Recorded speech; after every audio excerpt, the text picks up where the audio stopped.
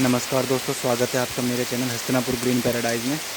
दोस्तों, बहुत ही घनघोर बारिश हो रही है और इसकी मैं आज आपको यहाँ कैसा है, इस पूरे गार्डन में कैसी साउंड इसकी क्रिएट होती है कि बड़े बड़े पेड़ हैं उनके बीच में साउंड कैसी होती है बारिश की, वो मैं आपके साथ शेयर करने वाला हूँ।